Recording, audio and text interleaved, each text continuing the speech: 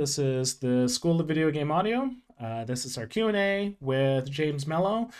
Thanks for joining us. We basically run these, well, currently it seems to be every month or so, and it is awesome to have James Mello join us. He works at Hi-Rez Studios.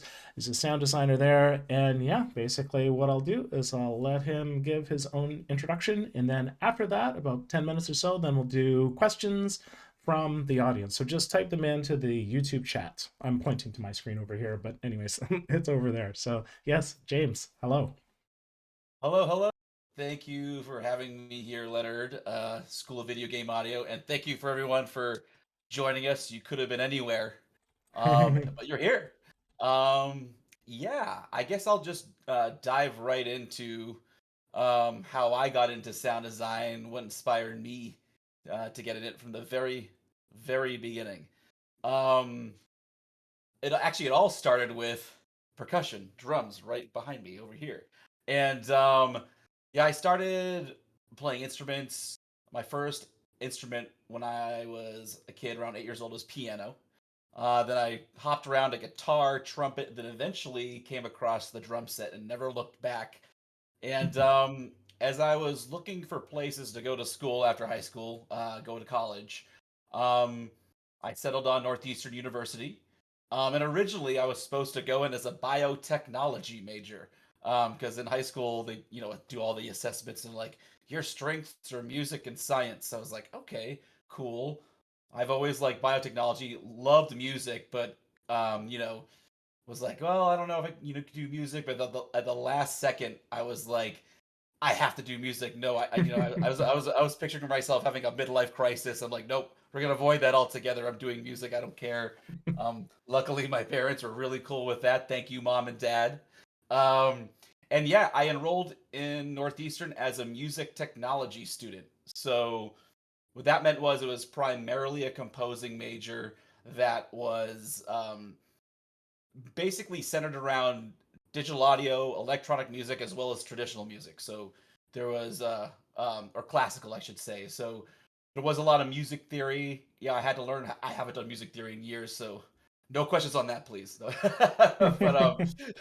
yeah, I had to do music theory one, two, and three, form an analysis, learning digital audio, um, for the electronic music that is MIDI, and basically, where I fell in love with sound design was when I started studying the pioneers of electronic music, like the whole music concrete movement with Pierre Schaeffer, and then other musicians and composers like Karl-Heinz Stockhausen, Yanis Xenakis, Wendy Carlos, Morton Sabatnik, and I just went way into the deep end on that stuff. And then lo and behold, a bunch of our assignments were writing pieces like that, like going out and recording anything and putting pieces together. And then I started to get into more modern day composers that were, or more, I can say, contemporary. That are more into that stuff, like Lustmord, which is more of a dark ambient artist. Of course, Aphex Twin, and then like of course Brian Eno, which kind of, that's not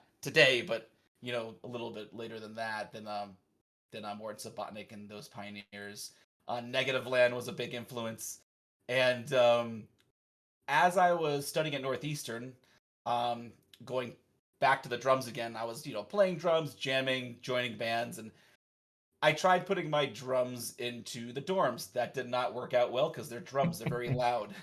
um, Yep. so I had to just go practice at like odd hours in the in the music department. I got permission from security to be like one of the only students to go into the music department late at night and basically practice from like 8:30 at night to like midnight. That is when the theater group would be doing a lot of their tech rehearsals and stuff too, because they had professors there, and often I'd be practicing. And they kind of come over and be like, "Oh, you're a little loud. You didn't know you're here." And then one day they came over, and I'm like, "Oh, I'm sorry, I'm being loud. I'll take out the brushes and do that." They're like, "No, we want to know if you'd be interested in doing like Foley sound design for one of our theater productions, like smashing stuff, breaking things on the side of the stage for our, rendition of Henry Shakespeare V." And my eyes lit up. I was like, that sounds amazing. Yeah, Oh, absolutely. I cool. mean, I'm like, do you want me to come over now? They're like, oh, we're not ready. I was like, just hungry to. I was like, I never had like ever thought I would be involved with something like that. And that was when I really, considered sound design possibly as a profession instead of just composing. Um, from there, I started doing sound design with I enrolled in some animation courses, and I did, of course, all my sound design and audio for the animation uh, courses, and then some of the students noticed that I was, pretty halfway decent at doing audio, and they're like, "Can you do our audio?" So I helped them out a little bit too, and then from there, after I graduated, honestly, after that, I started doing. I was a dialogue editor at WGBH. One of my professors worked there, and we really got along well. And I edited a lot of their dialogue for their. That was back when streaming radio was kind of new. Or was radio. I don't even like and then doing on demand stuff was up and coming, and so I was the person that had to take out all the coughs, the mic bumps, the pops, the long pauses, and everything. And then after that, I basically gigged for a while around Boston and New York City, and I just Mhm. wanted to play drums as much as possible. While doing that, I actually did do some like found sound recordings. I don't think even my bandmates knew about that. I would kind of do my own thing um, on my computer, but I would just kind of break things in and out of like doing my own ambient, dark ambient stuff, and but all the while my main focus was just gigging all the time. And then one of my friends who worked in games had heard some of my ambient pieces, like, you should do this for video games. Like, you should do this for like sound design. I'm like, video game. I didn't. I just was like giant light bulb in my head. I was like, well, I remember when I was in school. Um, I was told that doing sound design for video games was all C++, plus plus, and I had taken a C++ plus plus course, an intro course. Did okay, but it wasn't my passion. It was music and doing sound design and digital audio. Um, I was yeah. So, but he's like, no, no, no. He's like, there's middleware now. I'm like, middleware. What is this middleware? And yeah, started doing a lot of research into Fmod and Wise. Came across School of Video Game Audio, and Hey. yeah, hey. And then actually, I should say that when I came here to Seattle, I already had some friends here. I moved from Boston to New York City to Seattle, and kind of knowing, that it was a pretty big hub for video games, and one of my friends who actually had sold a bass rig to my bass player on tour years before, my buddy James. I was like, hey, I know you work in video games. Do you mind if I just, just kind of chew your ear a little bit about, like, the game industry? And we went out and got a beer, and he really like kind of showed me the ropes. My buddy, I'll give a shout out to James Nixon. Thank you, James. And yeah, and so told me about a bunch of meetups around Seattle Game Audio, which is awesome. Mhm. And he's like, hey, check this out. He's like, yeah, he highly recommended School of Video Game Audio as well. And he's like, if you want, maybe go to GDC to check it out. But GDC ain't cheap. But I was like, you know what? If I want to do this as a career, I will definitely just go. And that GDC, I think it was like GDC 2019 was like kind of like going to be the tipping point whether or not I really wanted to jump into games. And like, everybody's there. It's GDC. It's just Yeah. like you're kind of just diving right in. And I had a blast, and I met a bunch of people. Everyone was super super friendly, like the most friendly like anyone in industry has ever been in. And I've worked in like the restaurant business, had some Mhm. like the music business, and like nothing against those industries, but everyone Yeah. in game audio was so welcoming and so willing to share their knowledge, almost competitively in a way, to show you the ropes. And everyone was just super friendly. I ran into a bunch of Seattle people there, and I met like Will there and Brendan, who are composers out, and they kind of introduced me to some people. And yeah, just basically went to a whole bunch of talks. It was a brand new world for me, so going to all these talks like God of War, and even like how to promote yourself on Discord, and everything was just amazing. I went to the demo derbies there, and or the demo derby. That was awesome. Yep. That was really. If you go to GDC, definitely go check out the demo derbies. It'll give you an awesome idea if you're brand new to doing demo reels. Um, of course, like online on Twitter, there's like I think it's Power Up Audio's real. Is it Real Talk? Real talk. Yep. Yeah, they've been running Yep. that sort of sporadically now. They used to be more sort of like every week they used to run it. And I think it's just hard to keep something going, especially because they have a whole other company, to producing Yeah, yeah, content. But yeah, it was totally Real Talk. It was with Kevin Regami and, ooh, I think Matt Markinson was in there at the beginning, but I think it's just Kevin at this point. So yeah. cool. So yeah, going back to GDC, I just anyway had a blast, met some people, and actually got my first paid gig there. It was like my first day, and I was at a buffet. It was like a like some buffet. It was like a Asian cuisine restaurant, and I met this guy who needed sound, and I think it wasn't anything huge. He just needed like 5 sounds that he paid me per asset. But I was like, well, this is at least a pretty good start. Like it was encouraging. And then um once I got uh once I got back, I just, before I left for GDC, I just made sure I had my website up, my demo reel done, my Wise demo reel that I did through School of Video Game Audio. Of course, I had business cards. I had Hmm. all that up and running. And I just started, sharing my work everywhere. I think that's one of the most important things is like posting your work, or Yeah. just really documenting what you do. It doesn't have to be perfect. Hmm. Just get it out there, on your website, on social media, just show it's great to document your process.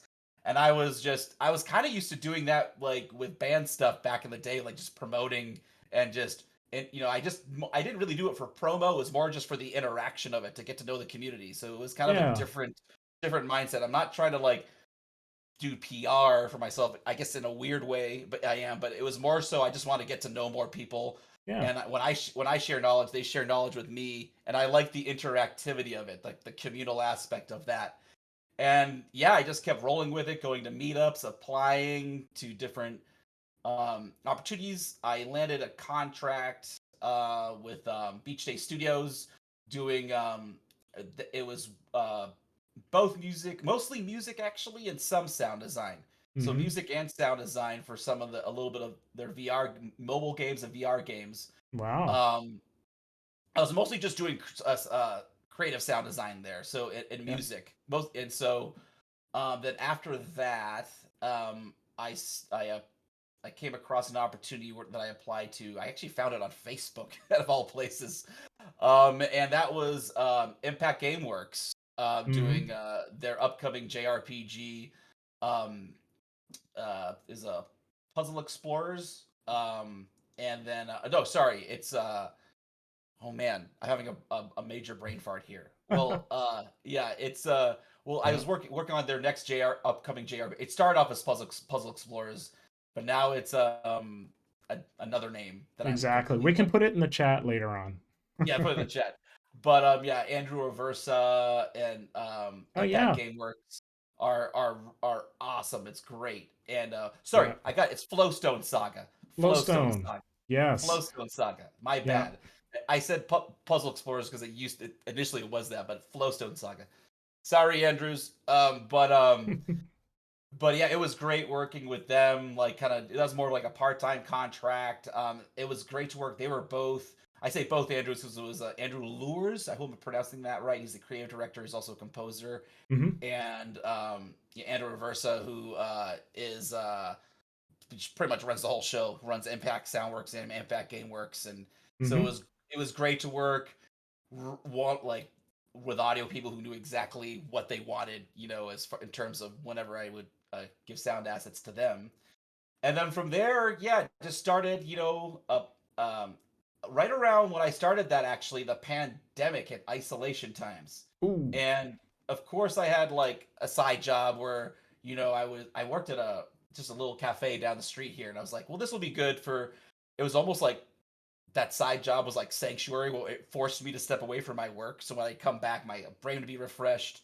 Hmm. And but everything shut down with like restaurant business stuff. So well, since I was inside all the time, I think it was kind of like a meme with audio people that, well, we're in isolation times. We've been training for this our whole lives. So Yes. so all I did pretty much all throughout isolation was just sound design projects. There were virtual game jams going on. I did game jams before too. Game jams were a great way to get to know people and just kind of dive in with everything.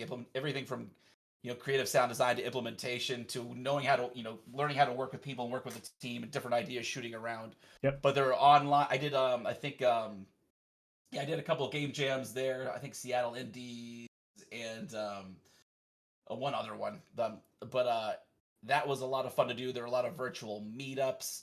I just worked on my portfolio, a whole bunch of course applied to a lot of different places. It was pretty much, I thought I'd be playing video games all day, but honestly, I was just doing sound design projects all day. Like You're making everything. video games all day. Exactly, exactly. It's like and then I put in like a solid 8 9 hours of doing that. Then I would go play video games. Yeah. It's kind of nice. I mean that's what I do now. Pretty much, I make video games all day, then take a break and but yeah. Then as I started applying to more opportunities, I landed a position at Cat Daddy Games Take Two Interactive, Right. working on some mobile titles there. That was great. It was a lot of fun. The studio heads there are awesome. It was a great time there.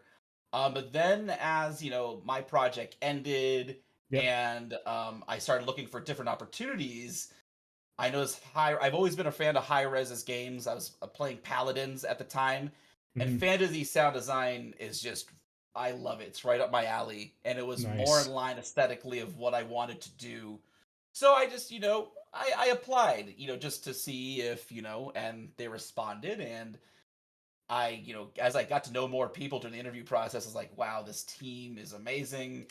And I love their games. I love the aesthetic of their games, and I just transitioned to Hi-Rez Studios, and I've been there not very long. I'm brand new. I'm like only about the 3 weeks into a month, and I gotta say, everyone at Hi-Rez is they're awesome people. Wow. B, they're very awesome at what they do.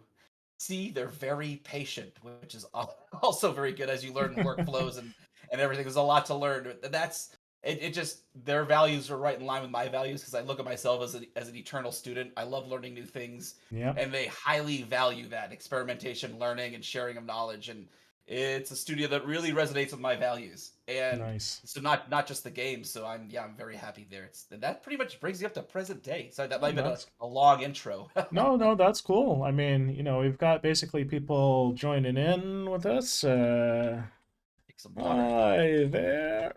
Basically people are pinging and stuff like that. So what we can do is, yeah, we can start putting questions in the chat on YouTube there. And I'll just sort of follow up by saying, like, yeah, I'm a pretend drummer as well. I used to play drums back in the 90s, basically. I basically my sort of electronic moniker these days, my alias is Freaky DNA, and that actually started as a band. And so I was partially playing drums, guitar, and we basically our concept was that we moved around on the different instruments, and it was all instrumental. And yeah, it was super fun. But yeah, I have a set of drums. A set of Pearl drums are just sort of sadly gathering dust. But what you said about like doing drums in university totally resonates. I decided to have like a little, like, like a drum pad with like 8 pads on it, and like tick, tick, tick.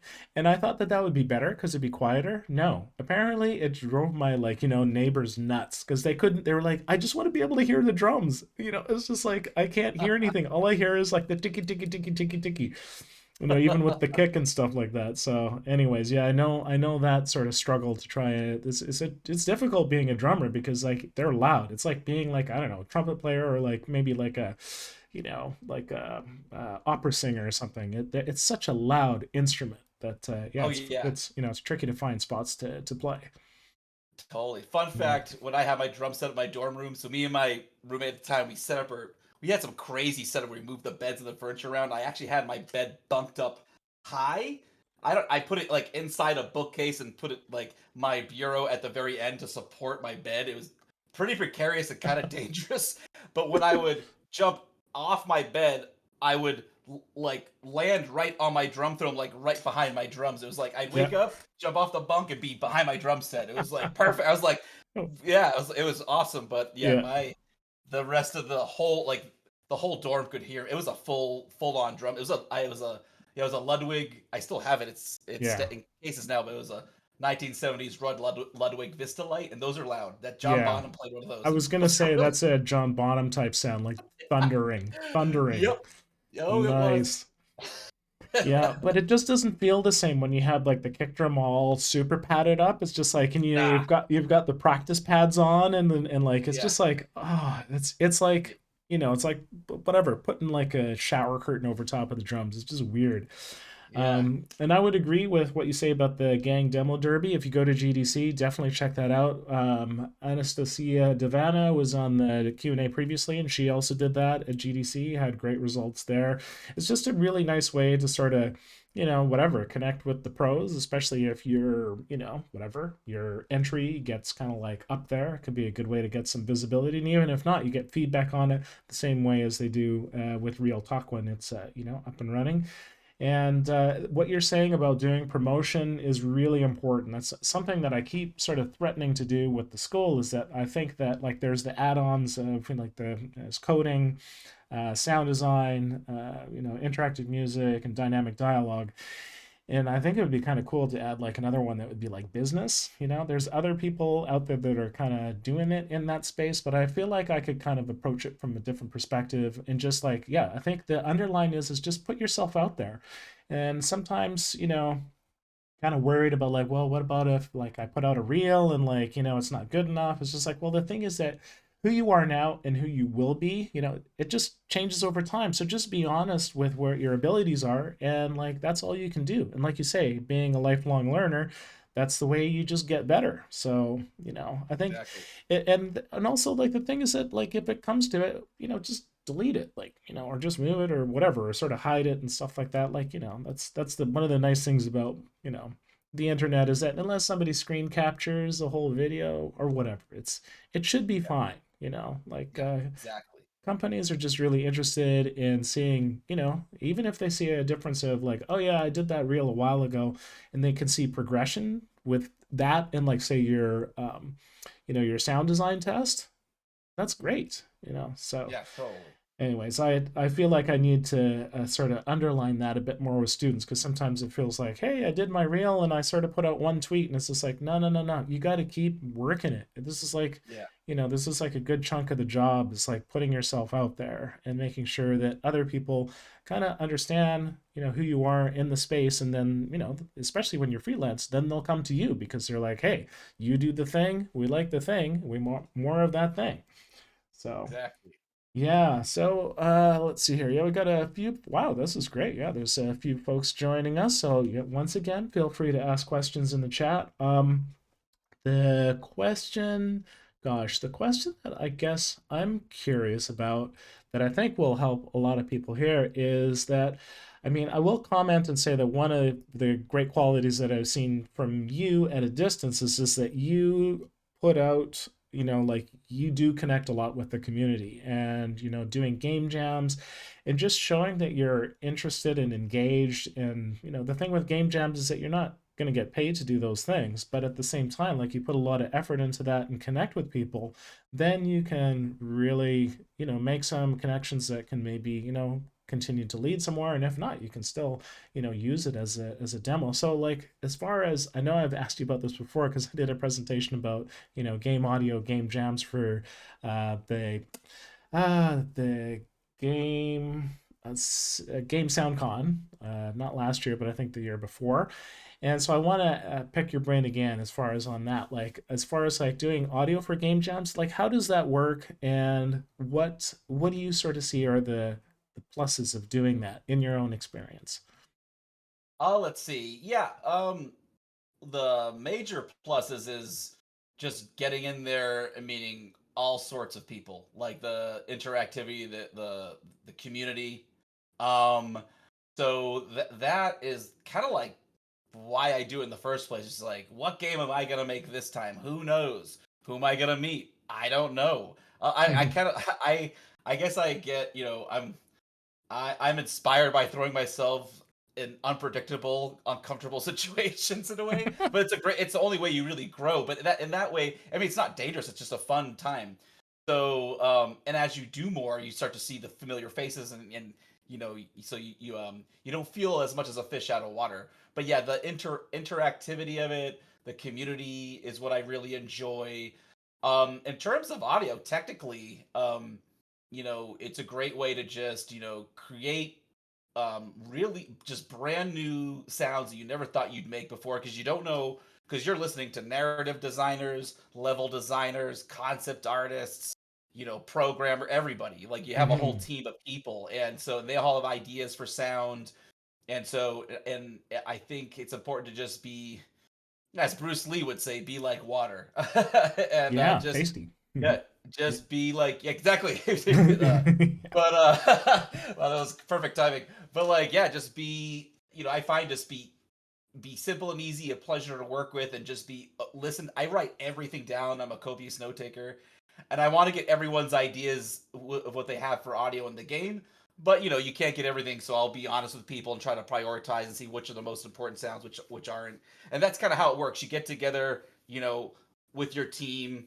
You kind of just find a team. Like everyone, you have your name tag and your audio. Like you need audio, you need. It's like I think one of the most important things there is when you're looking for a team, don't overcommit to too many teams. If you find a really Right. awesome team, stick with that team. And if you said yes to a couple people, be honest with them from like, listen, I'm going to work with this team mainly. I apologize. I'm so sorry. Maybe see if there's other audio people you could recommend. But I think it's Yeah. to be open and upfront and transparent, just honest with yourself, because you don't want you don't want to turn a fun situation to us. I mean, it's gonna get a little stressful as you do you know do something creative under like a small time frame, but it's still just fun. But if you join too many things at once, it can be once you're a pro game jammer, you can do that. But that's up to you. But then like once you meet with your team and you hash out different ideas for your game, then yeah, then it's just making the sounds and basically coming up with a minimal viable product. Basically, the most I find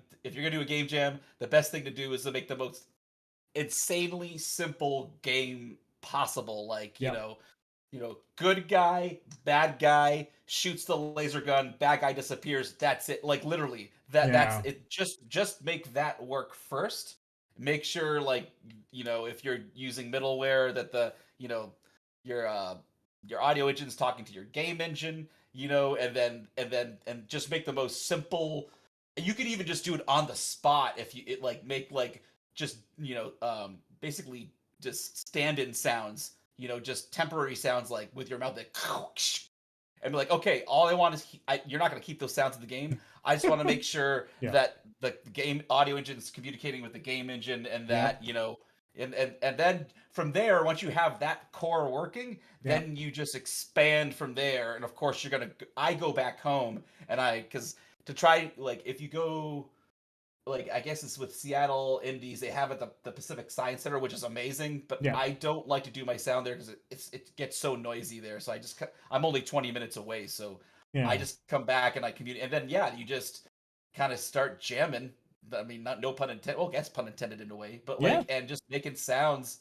And yeah, it's just again not to sound redundant. It's a communal vibe of it and everything, and getting feedback from everybody, and by the end of 2 days, you have a game, which is really cool. It's like you created this Yeah. thing from nothing to now you have a game, and then you can keep on working on with that game if you want. You can keep improving the sound. If it's something that you really want, that you're really happy with, you can keep like it would almost be super cool to have a simple looking game with amazing sound. Like the juxtaposition could be really cool. Yeah. Yeah, that's Yeah. cool. There's a follow-up question on that. Speaking of game jams, what length has been the most rewarding for you? We have it's Mark. He's doing a week-long game jam coming up soon. So Oh, yeah, that. what length is the most rewarding for you? Oh man, I would say about a week. Not to. I'm not even. I'm being truthful. I like most Nice. of the game jams I've done have been 2 to 3 days, which are like that's really short. That gets like you got to just kind of clear your schedule for that. Um, with a week you have a little more. I just feel like I did a week long game jam over. I think it was Ludum Dari a week or Ludum Dar. I always mess up that pronunciation. But I remember doing a game jam that lasted about a week and it was great. And I had that week off and it was just I could spend a lot of time talking with the team. There's a lot more, you can experiment with different sounds, swap things in and out.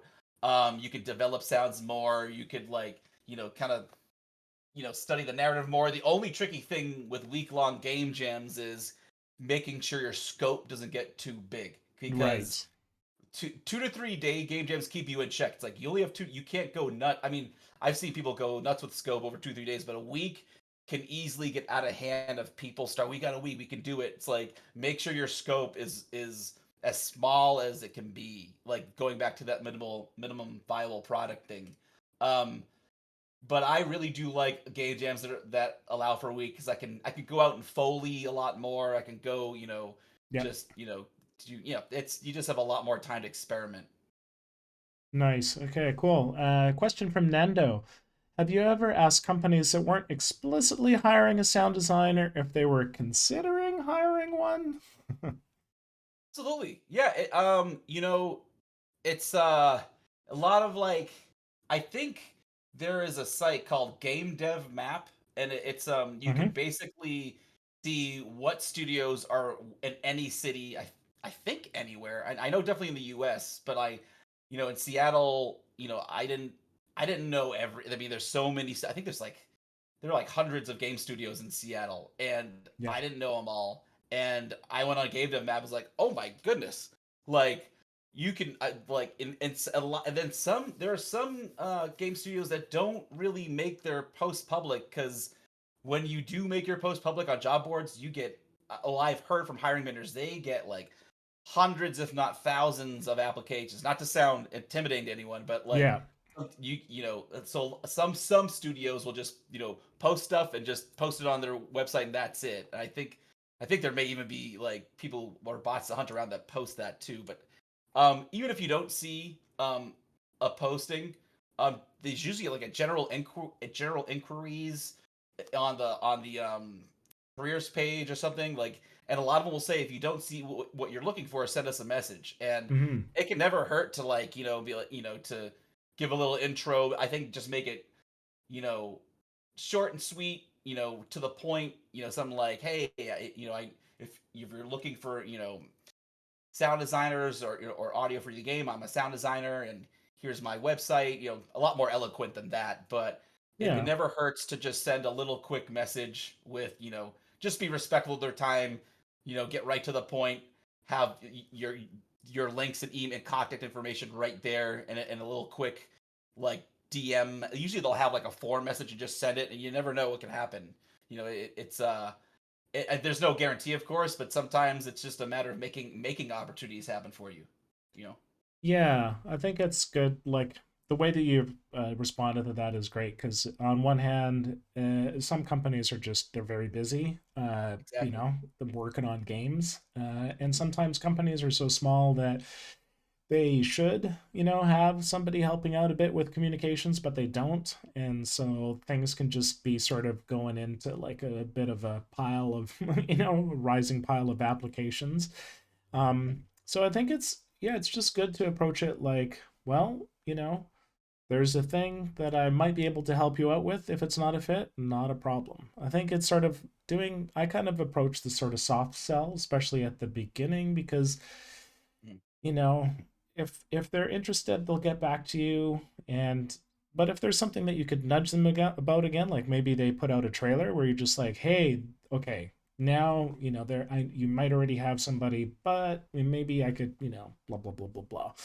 Mhm. So yeah, I think it's good to be cautious, but I think yeah, it's good to also just be okay with saying like, hey, this is who I am, and I might be able to help, and there you go.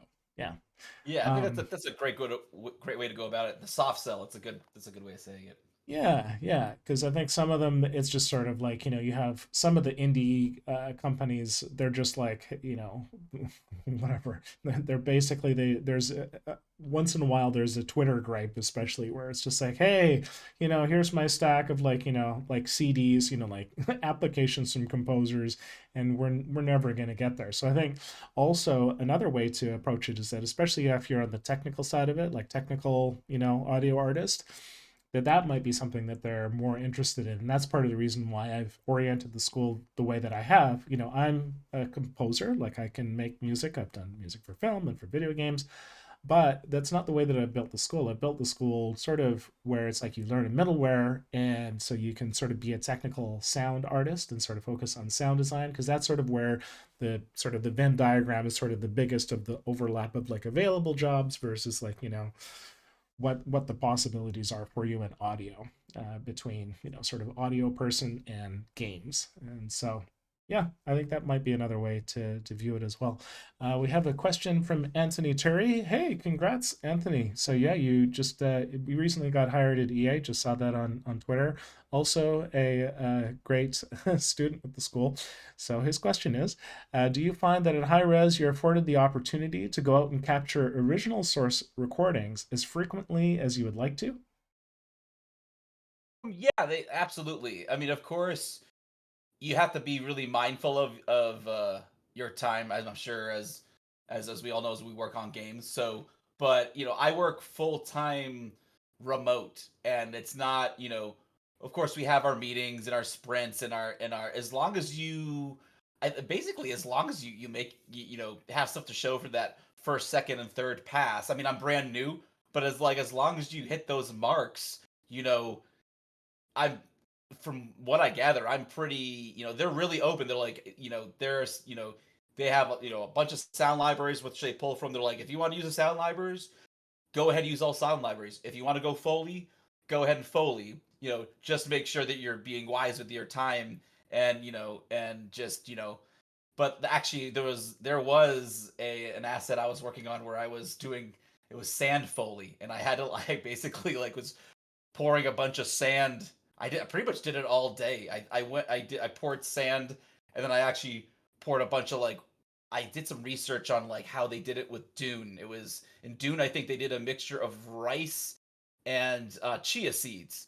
Except when I went to Mm. the grocery store, they were out of chia seeds. I was like, go figure. The one random thing you're out of is chia seeds. So I figured quinoa might be a good substitution. It's probably and it worked great. I ended up yeah putting it was I put I used a giant bowl Hmm. where I lined it with a cloth napkin so you wouldn't get the resonance of the bowl as it hit, and I actually with gaffer's tape um attached some contact mics to the bottom of the bowl, poured some sand and poured some sand on top of that, and you could hear it like this big so Nice. yeah. So yeah, to answer your question, yes, absolutely. But that's again, that is the only thing is when you're folding and getting all your sounds. Um, just make sure you don't have a lot of meetings that day, so you can make it in time for the meetings. Because as you go out and field record, you can lose track of time and get lost in the fun. But yeah, it's just being mindful of your time and I found at least just for me mindful of my time of and being efficient and I guess knowing exactly what I want to record if I'm gonna go out and foley something, so I'm not you know being wasteful of my time. Yeah, I'll ask a follow-up question to that, because what commonly happens at the school is that people join and then they're just like, yeah, I think I need a digital recorder.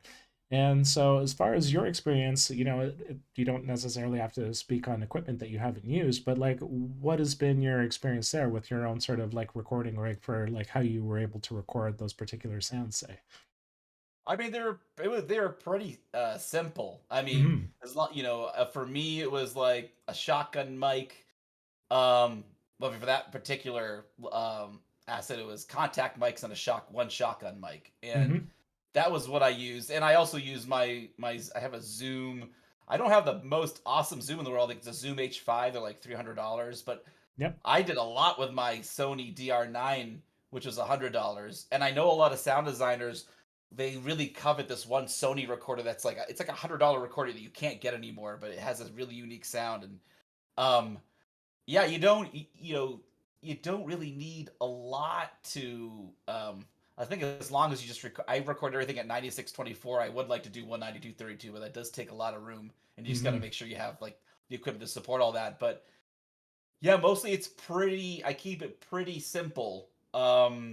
As far as like and my microphone collection's growing, but as you really just need a just I think just a decent shotgun mic, nothing Hmm. crazy, just not, I think, I mean, it is going to be a little investment. It's, I mean, I've recorded some things on my iPhone when I didn't have a microphone, and actually it kind of worked. I don't recommend that, but Yeah. like, it's like, I just got to get this recording, see if I could do something with it. I think I might have been out to dinner somewhere, and I'm like, of course you're not going to bring shotgun mics to dinner. I mean, you might, I don't know who you are, but like, yeah, Yeah. but I just, yeah, anyway, but yeah, I usually keep it pretty simple. If I do get a chance to go to a studio, um, then I'll definitely use their mics. If I can. Yeah, I mean, my setup, like I've got my H6 here, which is basically the same as the H5. It's a Zoom recorder. They're inexpensive. The noise Yeah. floor is it's okay, it's workable. Basically, I do a little bit of RX, and I don't have the fancy version of RX. I just use the basic version that gets rid of most of the noise stuff that I need to get rid of. And yeah, I've got a couple of like, small lapel mics, and I've got the, whatever, same thing, the shotgun mic that it's a built-in one that comes, well, I guess you have to get it separately. And, yeah, basically you're sort of off to the races. I think what I try to help students with is just, it's similar to like, you know, capturing a great vocal performance or capturing a great, like, music performance. It's really about the vibe. And when Mhm. people are starting out with sound design, I think a lot of the times they don't think that, Foley is a performance. It's, or like, I'm just going to record some sound. So they like, yeah, I'm going to take some sand and rub it together. And it's just like, no, like, yeah, be the sand. It's just like, it's this Yeah. thing of like, performing it is like super important. And figuring out, yeah, like you were talking about the resonances of the stuff that it's in. Mhm. When I was working on a game, oof, it's a while ago now, but like 10 years or so ago, and there's a lot of work to do with water.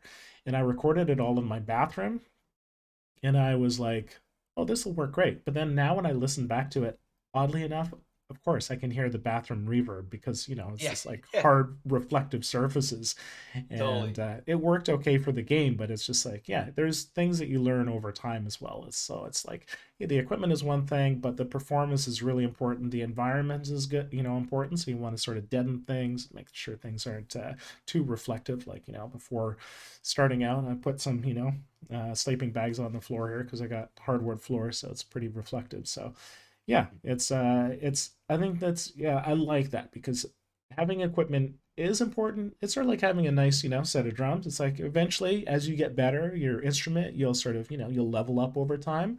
But when you're starting out, you know, yeah, it's good just to sort of get the ball rolling with knowing that it's about the vibe. You want to capture a vibe basically, and that comes through Exactly. in the layered sound design. Yeah. There's a follow up question here from Anthony that says, he's asking, are there any new tools, pieces of gear, or plugins that you've picked up lately that have helped to improve your workflow? Oh man. Let's see. I really like, so I'm a Reaper user, and I think this script has been out for a while now, but I actually think I downloaded it a while, but I hadn't used it. There's a couple of them. It was, I think it's called LKC Variator, and it's just Hmm. like, you basically can just, it's great for coming up with both just it's different variations of like, whatever you're trying to, so say you have like a spell sound, you have all these different layers, and you're like, this is my spell sound, I'm happy with it.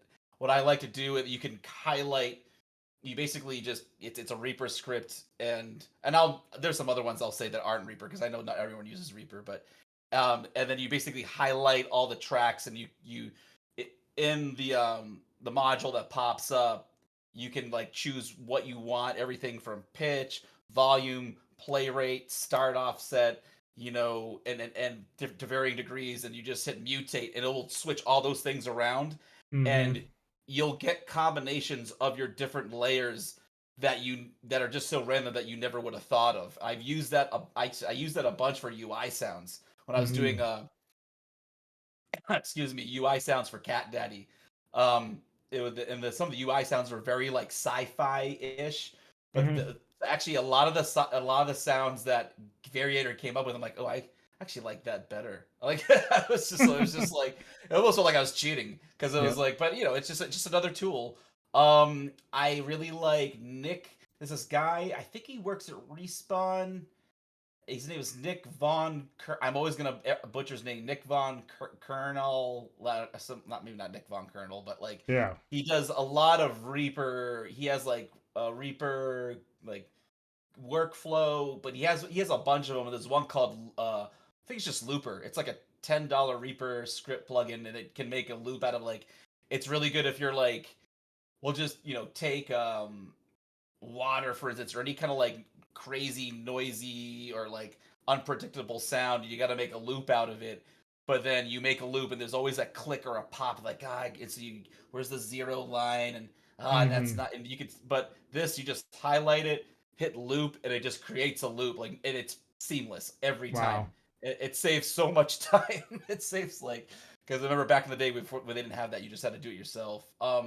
Other ones that I like for I like unfiltered that are non-Reaper. Yep. I really like Unfiltered Audio's Spec Ops. Hmm. It's like a spectral. It's like a spectral analyzer. Basically, I used a Mangle sounds. So I'll just put it through. You could take a bunch of different sounds or just one sound and just do all sorts of crazy things. Even just going through just their presets and Hmm. do a lot of cool things with it.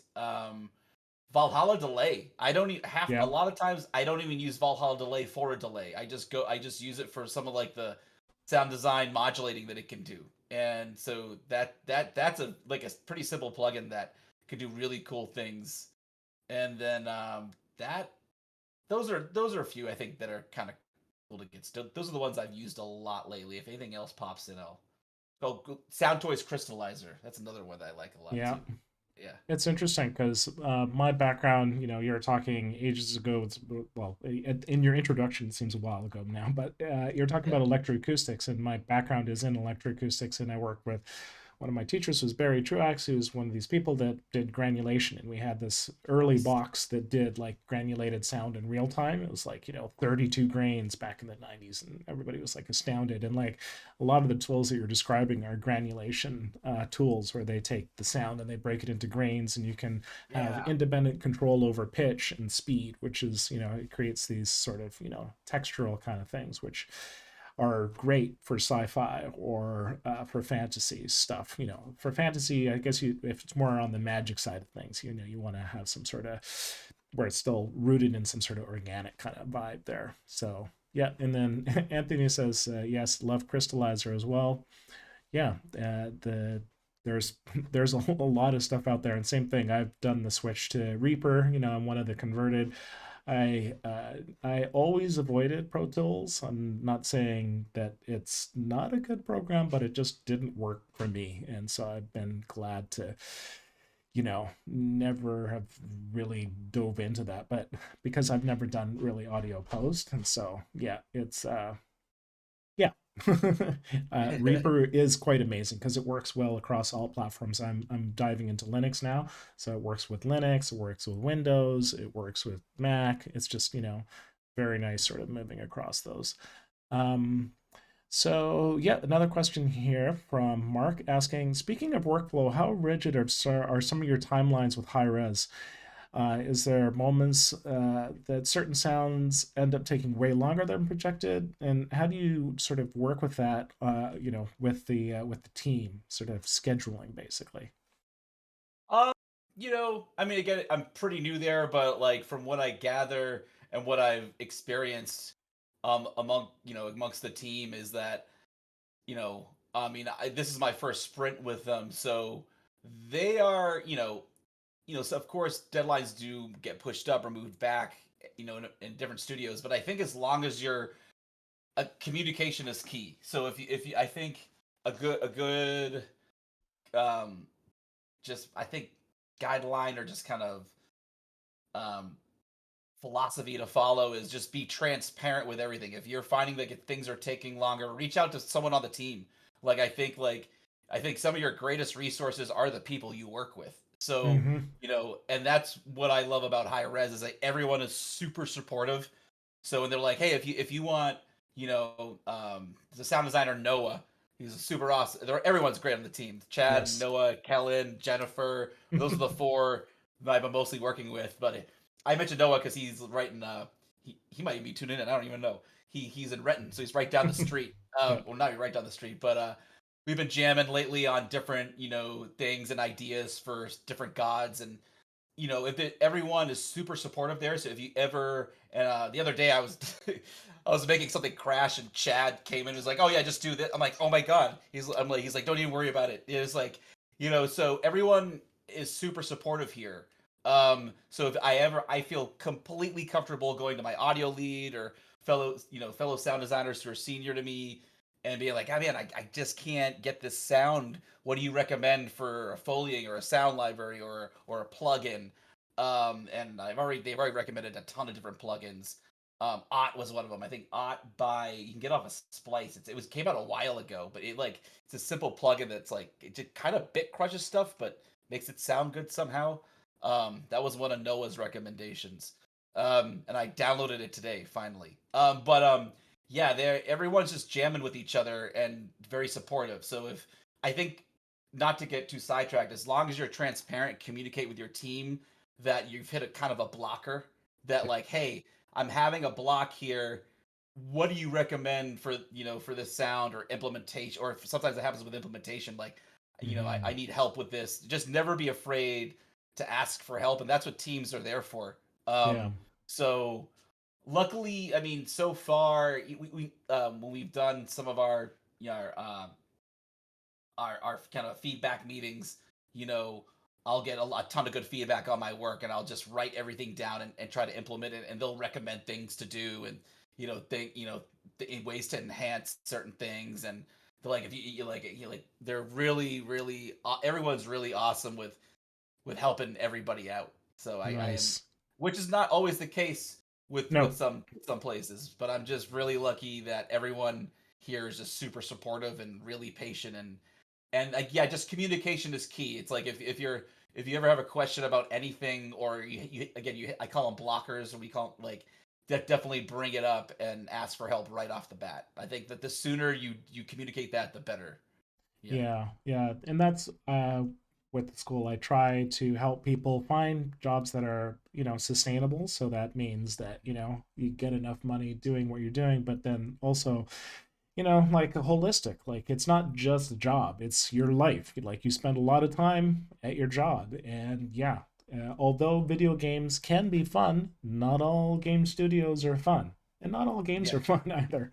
But yeah, it is something to be able to really find a home, which is awesome. It's awesome to hear that that's happened. And so the plugin that you're mentioning, is it OTT? Is that the plugin? OTT. Yeah. Yeah. Yeah, because that's a dubstep staple. It's kind of like Yeah. back in my days, it was L1 where you basically just slam, like basically like it's like a hard limiter. And Yeah. so OTT is like that too. It's got this way of sort of just like making stuff sound really loud and like, and there's also, I guess, sort of more recently there was also Decapitator. There's other tools like that just Yeah. like sort of slam stuff where it's kind of like usually it's kind of like a nice sound, but it's also like it can be, you have to be careful too. It's just like with Yeah. great power comes great Yeah. responsibility. Totally. Yeah. OTT, not I was like he's gonna be like not OTT, but Yeah. OTT is also one other plugin I use a lot is my favorite saturation plugin. It's the Black Box HG2. I get it through Hmm. Plugin Alliance, and that's another one that just like I put it on almost everything. I'm like, ooh, yeah, this sounds great now. Like, and Hmm. then what I like to do with my sounds is use a mastering process, mastering compressor. It's called the Hmm. SPL Iron, and just I don't even compress it. I just like when I just put it through this compressor, turn on the airbase, and mess with the rectifier. It Hmm. really beefs up. It really puts a nice polish and beefs up the sound a lot. But it's one of those things again where with both the saturation, it can like make things way too noisy and harsh. So like I gotta turn like sometimes I take it off. And then same thing with the compressor. Sometimes they could just make it so bassy and big that's like, oh yeah, maybe this isn't the right plugin for this project. Yeah, and there was a follow-up question to the Teams one. Yeah, it's good to have a fun working environment. And during your interview, were you able to suss out the team dynamic? And so, what questions would you recommend sort of asking a team, when the studio is interviewing you? How were you able to sort of do that a bit? Like, was there any tips that you'd give there? Oh yeah, totally. That's a thing. So yeah, absolutely. So during interview, um, one thing that I like to say, and I know people say this a lot, but they're interviewing you, but you're also interviewing the company because Yep. you know, um, in this industry and other industries, sometimes you end up where it's not the best fit, and um, that's why I really like long interviewing processes when there's like some people don't like. I like it when you interview with with HR, with the audio director, senior sound designer, then the whole senior sound design team, then HR again. And a sound design test thrown in there. I like that long arduous process. Not arduous, I shouldn't say that, but that long Yeah. journey, as you could say, fun journey, Yep. because you get to know the team, and that's when you can really see if it's going to be a good fit or not. When it's a quick interview process and it's a little unorganized, that's when that's a red flag for me. That because Mm-hmm. I find that if it's a long interview process and they're thorough, that means they really, really care and they really carefully pick people who they're going to put on their team. Not really in terms of technical skill, but more for is this person a good person? Are they negative? Are they toxic? Are they they don't want to bring on bad people to their team? Not that, and I'm not saying if you don't get picked you're a bad person. Yeah. Yeah. That, Yeah. Yep. but yeah, they're really careful about what having an awesome team and getting a dynamic right is very delicate. And but questions that I ask. So some questions that I ask are, you know, it, I guess this might be kind of typical or not, but I'm like, if you could have your ideal candidate for this role, Yep. what would that be technically? What would that be personality wise? With the team. That's what I ask. Another thing that I ask is, and I go if one thing that I ask is I go it's okay without naming any names. If you don't want to answer this, I understand. But is there anything that's happened in the past? Have you ever had a negative experience? From a new hire in the past that you're trying to avoid this time. Like, has Yeah. anything? Yeah, that's kind of it's close to home a little bit. So people are just like, ooh, huh, yeah. So or is there anything that um would be a red flag or a blocker for a new hire. Another thing that I ask is there anything, this has been amazing, this has been awesome. Is there any, as far now that you know my background and skills, are there any concerns of my skills that might be an issue with this role? You know what I mean? So Yep. I kind of get into it a little bit, and you know, um, those are a few that I ask. There's probably some more that I'm missing, but those are good starting questions, I think. Um, and I kind of like that. No, those are the few that I ask. If there are any more that I pop up, I'll definitely say. But right now, those are the ones that pop out. Yeah, and I think one of the things I did a Q&A with Anne-Sophie Mongeau. She's over in Montreal, and her thing, because she's, interviewing, she's at IDOS, and she's just like, look, it's fine if you're not a fit, and if you both, just sort of come to that conclusion, that's not a problem at all. It's just sort of like, Yeah, that's actually what you want. You want that to happen at the interview phase. You don't want that to really happen like 2 months down the road where you're just like, yeah, right. yeah, It's not so much of a fit. And oh, I will say here that we're at the top of the hour, so yeah, yeah, I'm looking over here to the screen. But anyways, if there are people that need to, whatever, do something, that's fine. It was great to have you here.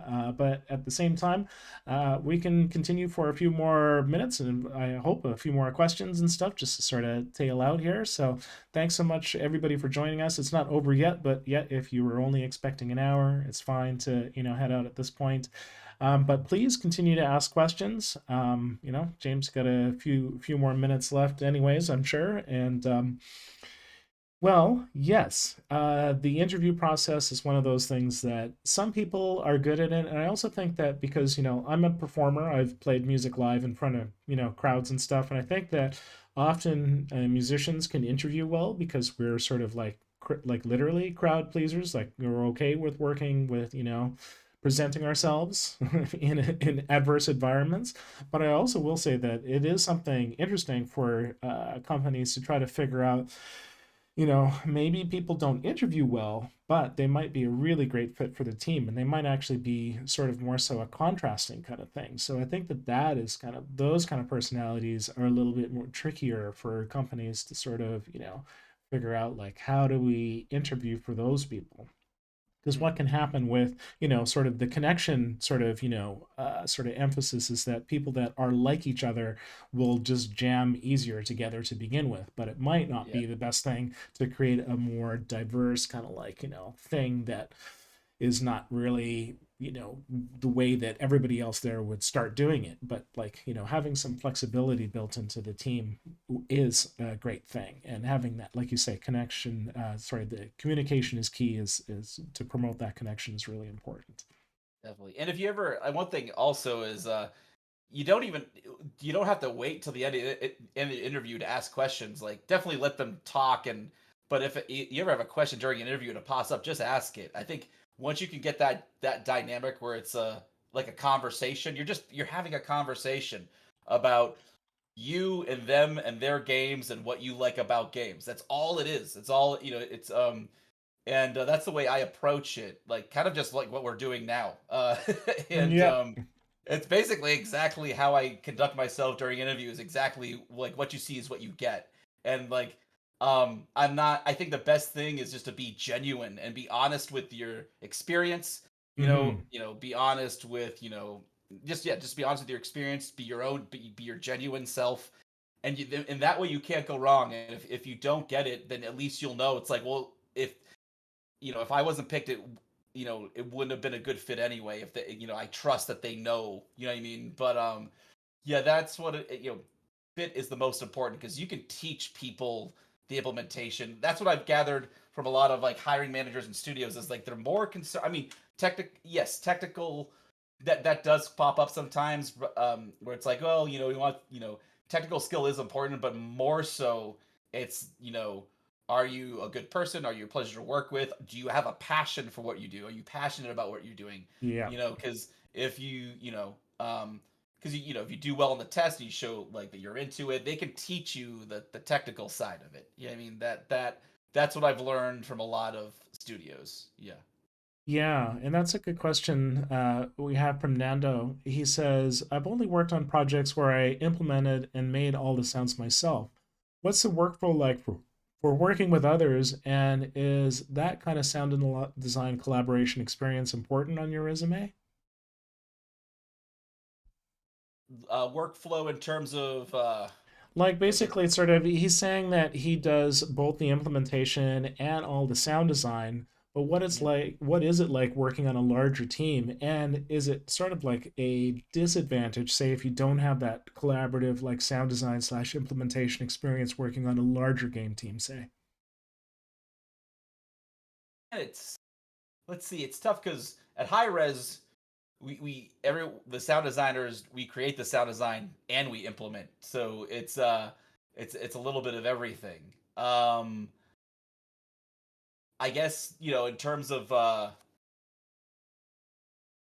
like because I get to do a lot of sound design creation on my own, Yep. and then I get to I'm learning like the implementation process at Cat Daddy was different than high res.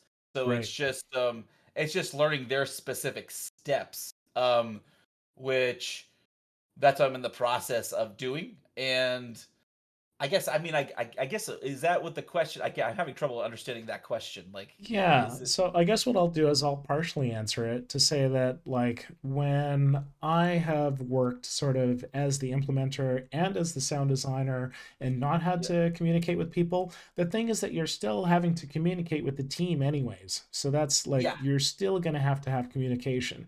And then on the other side of things, like with working on larger game teams, I've still found that I've been quite autonomous in the area that I've worked on. And then usually it's kind of those cases of where you're like, hey, I'm super blocked on this thing. Can I please get some help? Because usually it's not, you don't really want to have too many people like swimming in the same lane because it makes it kind of yeah, difficult if you're sort of like, oh, hey, I'm going to start this and you finish it. I mean, maybe there's some amazing sound design teams where they're sort of like, left punch, right punch, like they've got their like sort of like method on working like really close, kind of like, interwoven kind of together.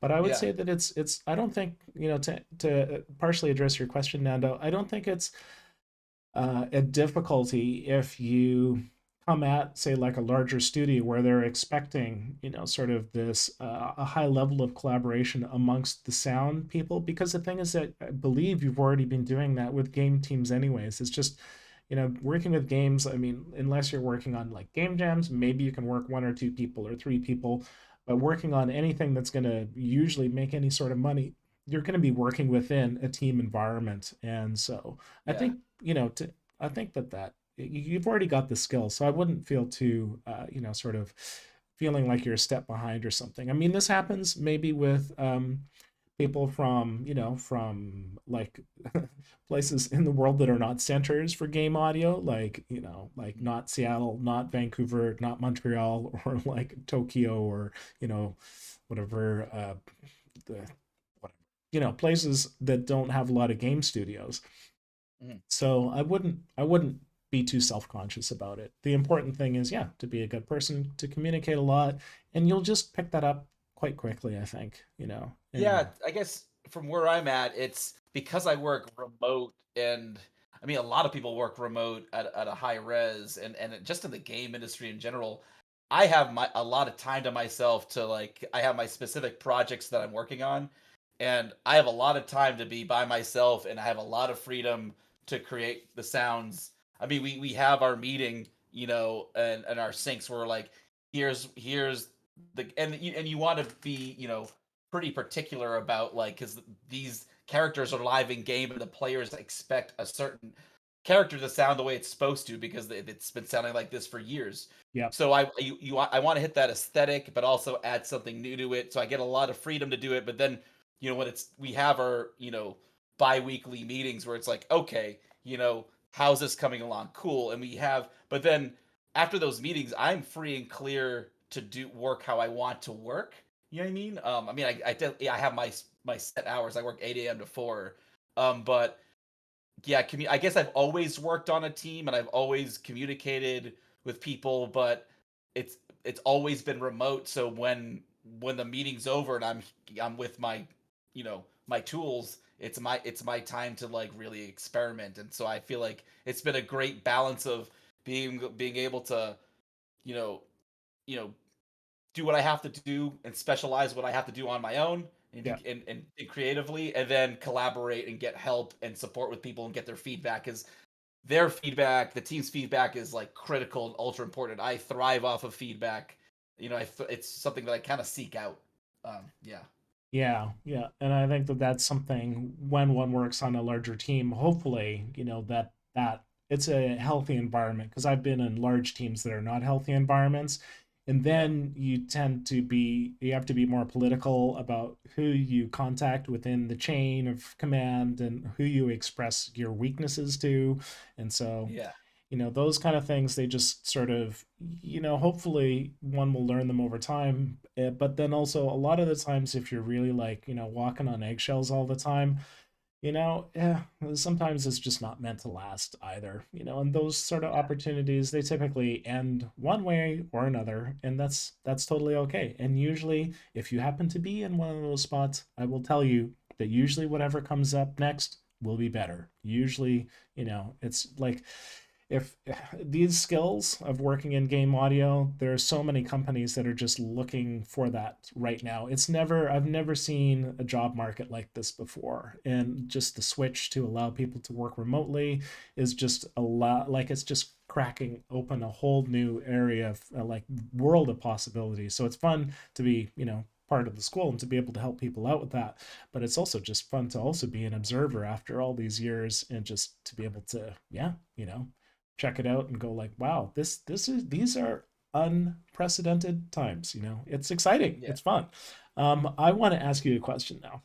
So sure. this is something that comes up for, and I know that for some of your sound tests, we communicated a little bit, just basically to give a little bit of feedback and stuff like that. But I'm curious, what are your tips and techniques for doing sound tests? Because a lot of the times people will hit that and they won't necessarily freak out, but it's a real challenge. And so yeah, it'd be great to hear your input on that. Oh yeah, absolutely. So for sound design tests, basically, the first thing I do is, I kind of like, you know, I'll look at the test and I'll be like, okay, we want to tell the story of every single sound in here. So I kind of approach it narratively. It's like, you Nice. know, um, and I'll go through the whole sound design test, and I'll it's usually a bunch of animations that are like it's just an animation. There's no sound, obviously. So I'll watch it over and over again, just with no sound, and I'll be like, okay, what are the most important sounds in this whole test, regardless of order?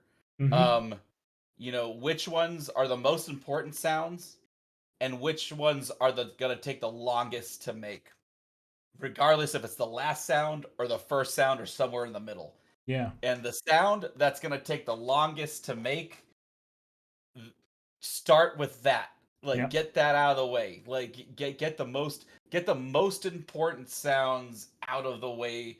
It's almost like writing a song where you're like when you write a song, you kind of come with that part and then this part and you have the main parts and then you might swap them around. Obviously, you're not going to do the sound design test, but basically you want to take for instance, I was doing a test and I can't really say No, no, okay, no, it's fine. yeah, yeah, but one of the hardest sounds to find anywhere, a good one, is chain link fence. It's kind of like an audio design meme, but it's true. It's like I went because I had like a limited time and I was just like, man, nothing in my libraries or like there's no good chain link fence anywhere on a cloud, and so I'm like, well, I got to go out around my neighborhood, and I know a whole. So I went out. That I was like, that's gonna take the longest to get. So I went out. That wasn't like the main sound, but it was an Hmm. important sound because a bunch of players, a bunch of characters in this test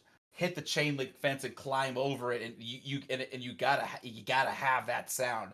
And I went and I spent pretty much a whole evening just going around like recording it, shaking it, like making sure that people could see my microphone, that I wasn't trying to like break into anything or like do something weird, but like I Yeah. was banging all the chain link fence around the neighborhood and I got a whole bunch of awesome chain link fence. And yeah, and so I basically take, not to be redundant, take the sounds that are going to take the longest to make, Hmm. get those out of the way first, and then from there go to the most important sounds that are if it's like I gotta make a you know the first thing that happens is a giant door opens that's like this futuristic like bunker, and which Hmm. it's like, okay, that shouldn't be take too long to make, but that is a really important sound that I gotta make.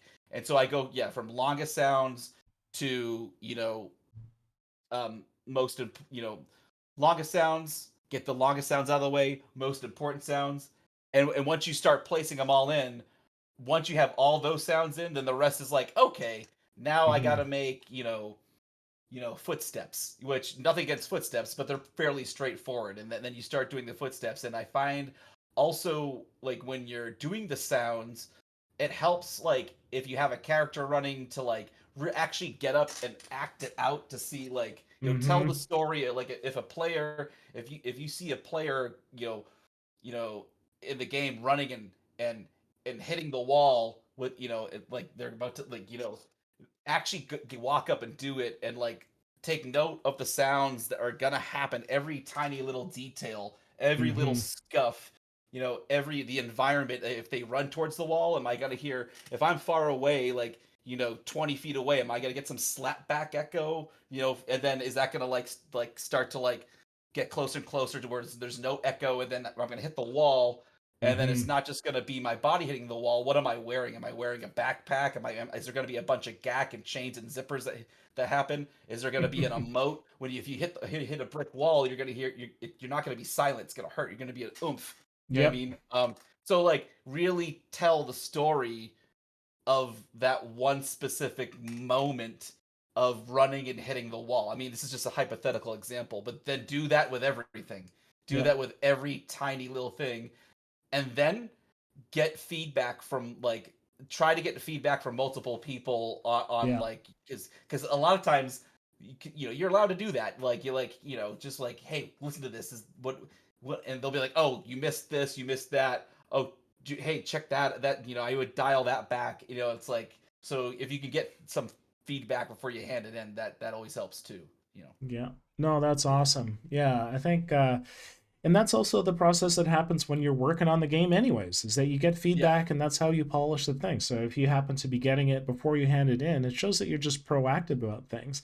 What I've heard other people say is also like, when they got feedback from their their sound test, they actually rehanded in their sound test after they got the feedback, like bam. And sometimes that can be a good thing where it's just like, oh wow, you actually synthesized the feedback that we gave you, and you did the thing already. Because a lot of the times, there it's like you say, it's about creating some sort of a connection and making sure you sort of like figuring out how to sort of refocus who you are in your style, your sound design style and whatnot within their context. And so there's definitely different ways to do it. And if you're able to be really agile with that, I think that most companies would be kind of fine with that. They might go like, well, we don't have time to send it back to the whole team, but yeah, sure, I'll have a listen to it. And then if it's good, maybe that person will spread it to the rest of the team and stuff like that too. That was a great yeah. answer. So I think actually we hit all of our questions here. And yeah, I think it's a good running time, I think, for our question and answer period. Oh, So cool. yeah, this has been great. Thanks everyone. I'm looking over here. This is where my little YouTube thing is, but thanks everyone, or thanks everyone that's going to be listening to this later. And yeah, this has been awesome. So this has been James Mello, and I am Leonard Paul. I run the School of Video Game Audio. You can check us out at sovga.com. And thanks so much for joining us. And thanks so much, James. It's been a pleasure. It's been awesome. Cool. Awesome, thank you for having me, and thank you. Yeah, excellent. Awesome. Okay. And thanks for everyone joining us. Okay. Well, till next time. Ciao.